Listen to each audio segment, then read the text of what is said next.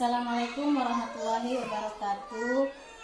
Perkenalkan, nama saya Linda Iriani Hasibuan SPD, calon guru penggerak angkatan 10 SMP Negeri 2 Angkola Sampulu, Kabupaten Tapanuli Selatan. Hari ini saya tidak sendiri, saya ditemani oleh Bapak Maju Petugas Armiandi Sitorus. Selamat pagi Pak. Pak, bagaimana kabarnya Pak? Puji Tuhan, sehat Bu. Oke. Nah, hari ini kita akan melakukan observasi ya Pak. Sebelum Bapak melakukan observasi di kelas, saya akan melakukan pra-observasi.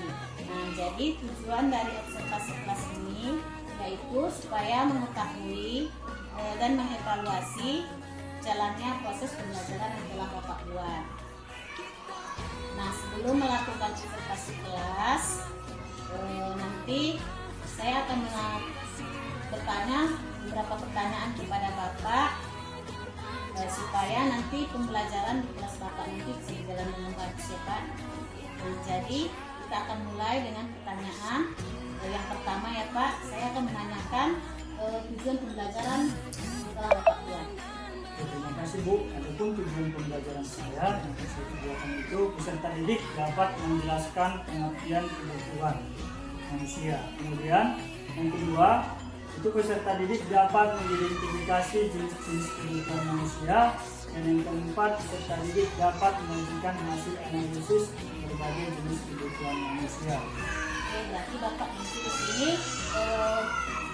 mempunyai tujuan, ada 3 tujuan ya Pak ya.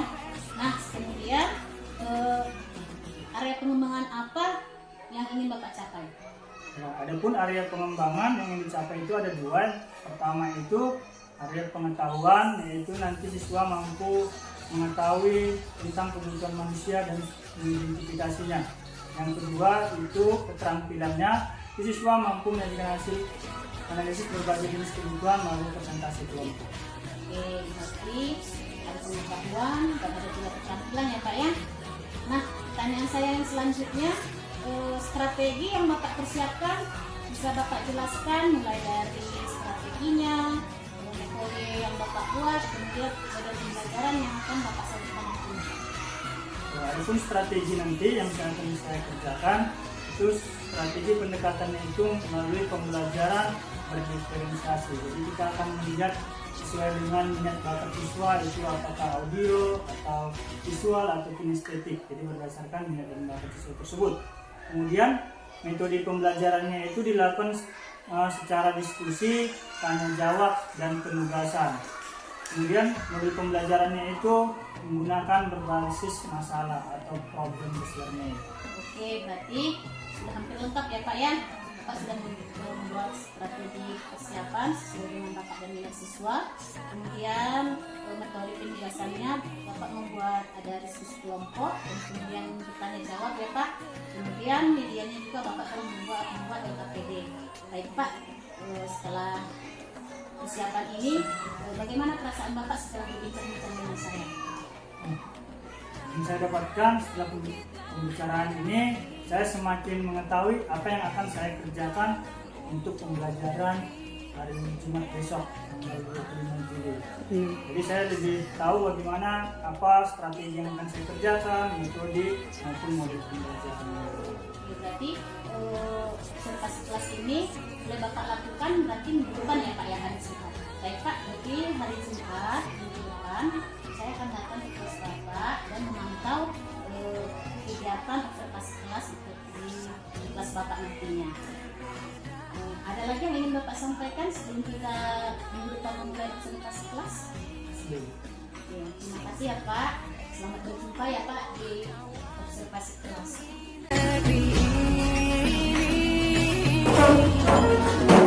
Oke, kita akan di pagi hari ini harus semangat semuanya. Sekali lagi semangat baik.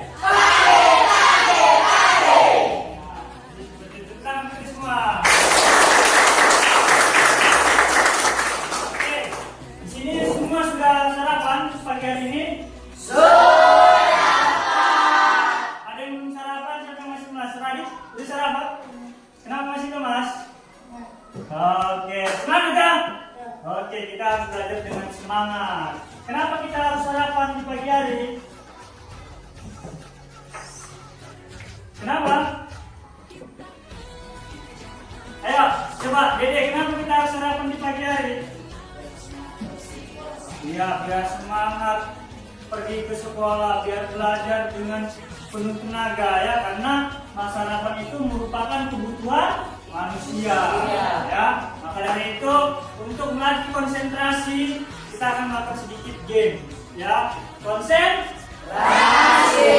Dia harus konsen ya, konsentrasi. Jangan konsen tapi bau terasi ya. Jangan, nanti yang nggak konsen nanti jadi bau terasi. Oke, kita semua konsentrasi. Kalau Bapak bilang konsentrasi, konsentrasi gitu ya. Oke, konsentrasi.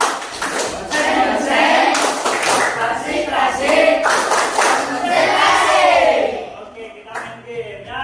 Kalau Bapak bilang ke atas, tangannya ke atas. Ya, kalau Bapak bilang ke depan, tangannya ke depan. Kalau ke bawah, ke bawah. Kalau ke samping, samping. Coba dong, tangannya ke atas. Ya, ke samping, ke bawah, ke depan, ke samping, ke atas, ke atas. Ya, dia langsung ke bawah ngikut ya. Masih di atas. Jadi kayak gitu. Semua harus konsentrasi. Coba sekali lagi ya. Oke, kita lihat lagi siapa yang belum konsentrasi. Mungkin belum sarapan atau lapar dia. Oke, coba kita ulangi lagi. Ke depan. Ke depan. Ya, ke atas. Ya, oke. Ke atas. Ke bawah. Iya. Ke bawah ya, ke bawah, jangan ke depan ya. Oke, tepuk tangan buat kita semua. Oke, kita harus belajar penuh dengan konsentrasi. Bagaimana kita supaya konsentrasi dalam belajar? Kita harus sarapan dahulu. Kenapa kita sarapan? Karena sarapan itu merupakan kebutuhan manusia. Ya, untuk ada tenaganya supaya bisa berpikir. Bagaimana jika kita tidak sarapan atau tidak makan selama 5 hari? Apa yang terjadi? Hah? Sakit, ya kan? Bisa sakit, bisa bahkan sampai terjadi kematian. Oke, duduk Bapak, silakan semua duduk. Oke, kita akan belajar materi kali ini tentang kebutuhan manusia. Pernah dengar kata kebutuhan? Kalau pernah dengar kata kebutuhan, apa yang kalian pikirkan tentang kebutuhan? Coba angkat tangan satu. Ya, ini kita seperti biasa, kita bagi kelompok berdasarkan gaya belajarnya. Coba untuk kelompok ini, kalau dengar kata kebutuhan, apa yang kalian pikirkan? Apa yang dipikirkan? Ya, dengan tingkatan berarti harus ada yang dipenuhi dahulu. Misalnya kita pikirkan itu makanan, juga. Oke, coba kalau ini apa yang dipikirkan?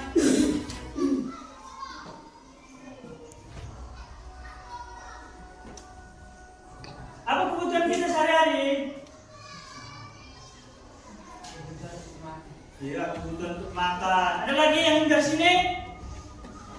Pakaian, ya, itu merupakan contoh-contoh daripada kebutuhan kita, ya. Nah, jadi berdasarkan itu bisa disimpulkan bahwa kebutuhan itu merupakan hal yang harus dipenuhi, karena jika tidak dipenuhi akan berakibat buruk pada diri. Oke ya, jadi kita akan belajar tentang kebutuhan. Coba perhatikan gambar ini. Oke, ini gambar apa? Yang pertama, handphone. Yang kedua, buku tulis. Yang ketiga, makanan. Jadi ini merupakan contoh-contoh daripada kebutuhan kita. Sekarang orang sudah tidak bisa terlepas dari handphone, tidak terlepas dari buku dan Oke, coba ya, ini ada tugas untuk kalian. Ini kita bagi dalam beberapa kelompok. Ada 4 kelompok, saya bagi tugas. Ya, jadi di sini kalian tuliskan nanti tentang pengertian kebutuhan serta jenis-jenisnya. Ya, jadi kalian tuliskan pengertian dan serta jenis-jenis kebutuhan. Jadi kalian gali permasalahannya dengan RKPD ini, ya. Oke, saya bagikan.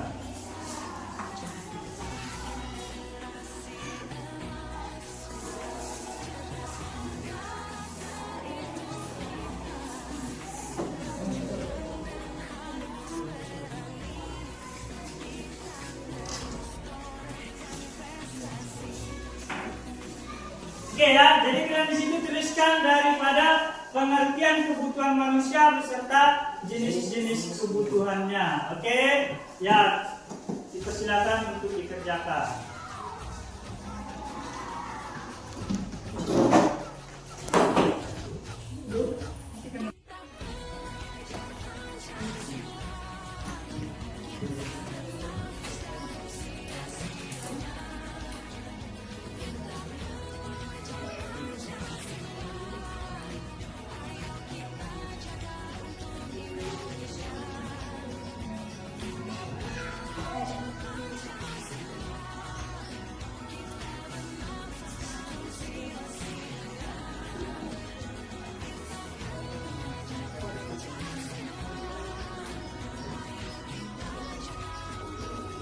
Boleh nggak singkat boleh, jangan ada panjang kan.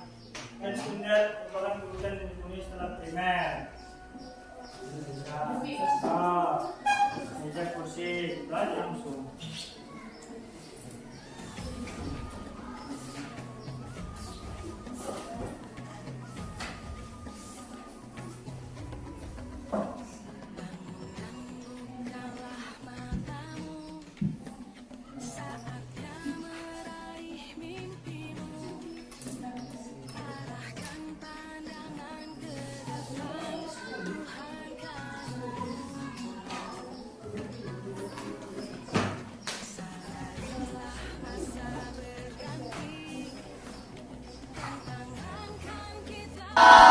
Oke, kita akan melakukan presentasi, nanti dipresentasikan oleh kelompok masing-masing. Jadi Bapak minta dulu dari kelompok Mawar untuk maju ke depan. Silakan kelompok Mawar maju ke depan.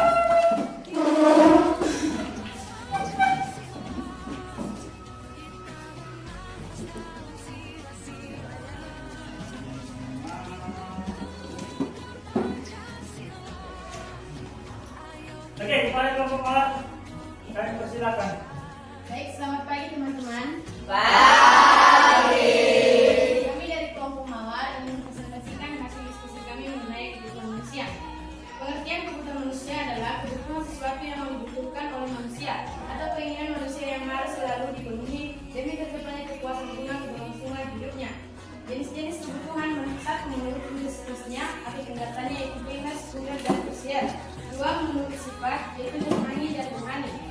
3. Menurut waktu penggunaan yaitu sekarang dan masa yang akan datang. 4. Subjek, individu dan kelompok. Kepada teman-teman yang ingin bertanya kami persilahkan. Saya. Menurut kelompok kalian, apa yang kebutuhan tersier dipenuhi dan apa yang terjadi jika tidak terpenuhi? Kebutuhan tersier dipenuhi ketika kebutuhan primer dan sekunder sudah terpenuhi dan kebutuhan tersier tidak harus dipenuhi sehingga kebutuhan ini tidak akan berdampak buruk bagi kehidupan kita dipenuhi. Apakah jawabannya benar? Benar. Oke, Baik, buat teman-teman kami yang ingin bertanya lagi kami persilahkan.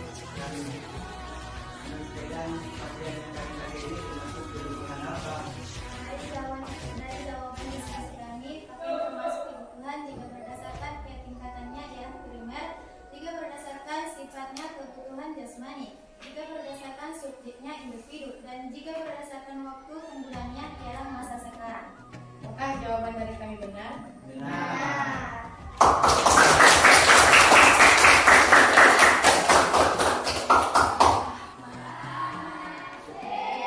Baiklah teman-teman, demikianlah hasil presentasi kami.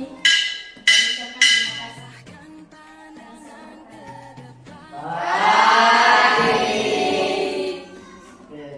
duduk. Kasih tepuk tangan lagi.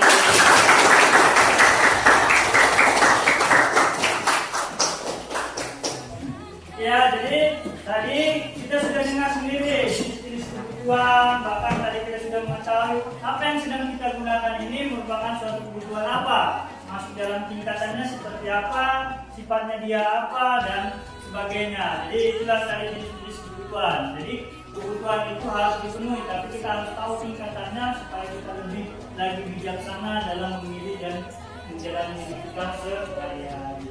Oke, untuk penutup, Bapak persilakan 1-2 orang yang ingin menyimpulkan pembelajaran kita hari ini apa yang dia dapatkan. Oke, kepada anak-anak kami yang bersedia untuk menyimpulkan pembelajaran hari ini, angkat tangan. Ya, kepada anak kami yang ingin menyimpulkan, angkat tangan.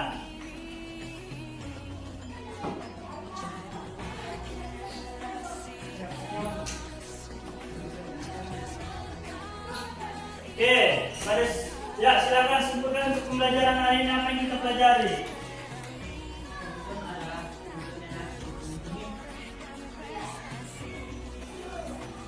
Kehidupan kita sehari-hari. Kita jika tidak dipenuhi akan berdampak buruk bagi kita. Oke ya, kebutuhan itu kebutuhan yang harus dipenuhi, jika tidak dipenuhi akan berdampak buruk bagi kehidupan kita. Oke, sekian pembelajaran hari ini. Bapak ucapkan selamat pagi.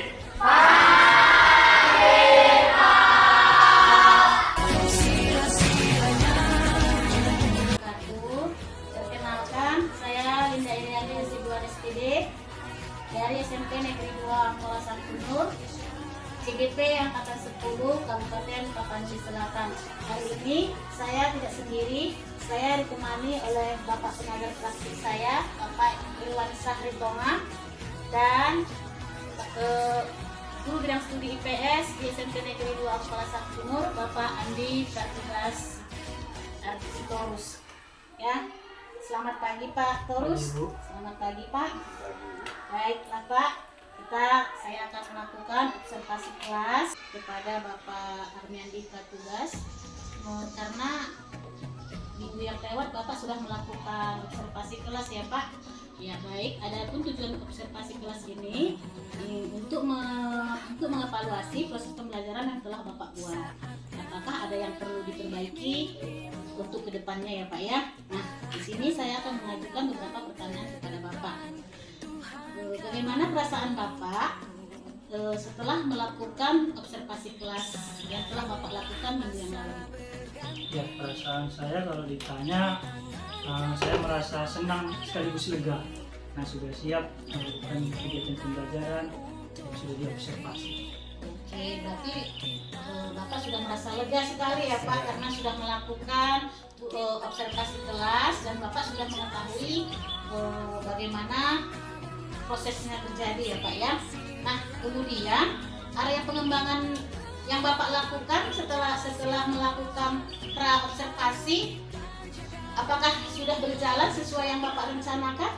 Kalau yang saya lihat, area pengembangan yang saya lakukan itu kan sebuah ada area bagian pengetahuan dan keterampilan. Di bagian pengetahuan itu bagaimana siswa mampu menjelaskan kebutuhan manusia. Sementara keterampilannya mereka mampu menyajikan presentasi hasil diskusi tentang kebutuhan manusia.